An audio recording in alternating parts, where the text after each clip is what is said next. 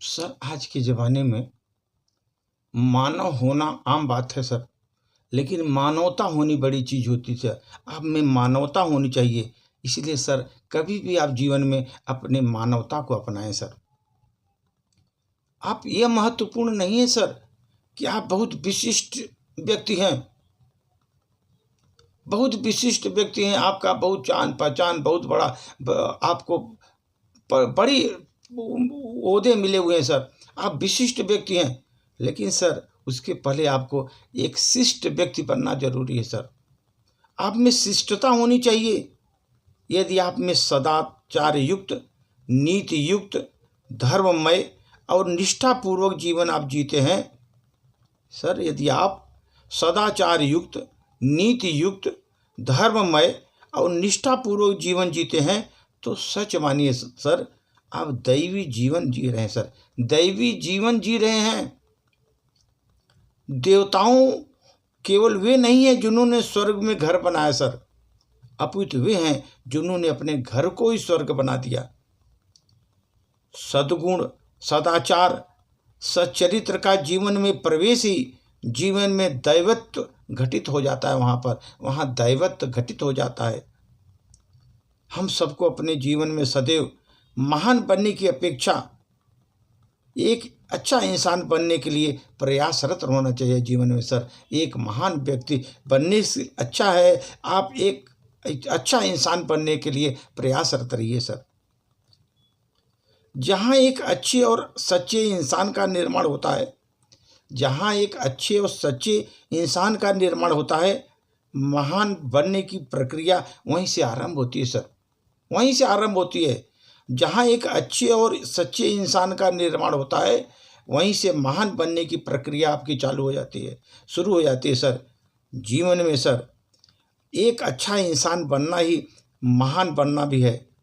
मनुष्य का जन्म मिलता है सर, पर बड़ी बात नहीं है, किंतु जीवन में मनुष्यता का जन्म होना, जीवन में मनुष्यता का जन्म होना बहुत बड़ी बात है और दुर्लभ बात है। मानवता किसी भी जीवन को श्रेष्ठ बनाती है।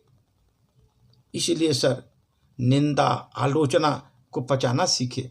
जीवन में निंदा व आलोचना को पचाना सीखे।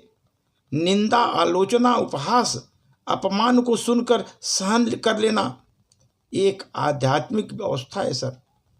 अगर आपने निंदा, आलोचना, उपहास, अपमान अपना सुन करके अगर सहन कर लिए सर, यह उच्च आध्यात्मिक अवस्था है। निंदा वही सहन कर सकते हैं सर जो मस्तिष्क बहुत विशाल रखते हों, शांत हों, जिसमें बहुत बड़ी सहन शक्ति हो, वही सह सकते हैं सर।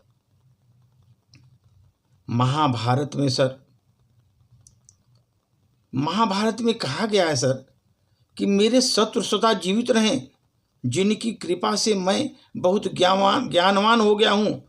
जब जब वे मेरी त्रुटियों को देखते हैं तब तब मुझे जगाते हैं सर। ये ध्यान रखिए सर।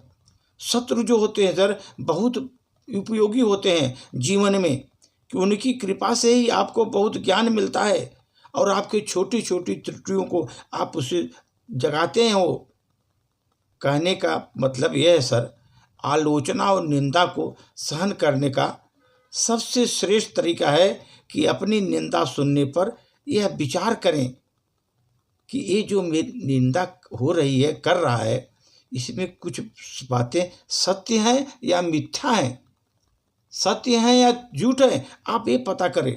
यदि आप बातें सत्य हैं तो सत्य का बुरा मानना कभी मत माना, क्योंकि सत्य तो सत्य होता है सर, उसे स्वीकार करना चाहिए। अगर सत्य सत्य है तो आप उसको स्वीकार करना चाहिए। यदि कही हुई बातें असत्य हैं तो उनका क्या बुरा मानना, क्योंकि वे तो असत्य ही हैं, असत्य बात ही बोलेंगे, बुरे लोग हैं सर, उसका परवाह भी नहीं करना चाहिए। इसलिए सर दूसरे के दुख को अपना दुख बनाकर अपना सुख उन्हें दे देना, इस प्रकार का क्षण भर का मनोरथ भी महान पूर्ण होता है सर। दूसरे के दुख का कुछ हिस्सा बांट लेना बहुत बड़ा सौभाग्य की बात होती है। इसी से मानवता का विकास होता है सर, इसी से मानवता का विकास होता है। चरित्रहीन शिक्षा मानवता विहीन विज्ञान, नैतिक बिना राजनीति, ये बहुत घातक है सर। चरित्रहीन शिक्षा, मानवता विहीन विज्ञान, नैतिकता बिना राजनीति, ये बहुत घातक है सर। मनुष्य के लिए जीवन में बहुत घातक है सर, बहुत घातक है। धन्यवाद।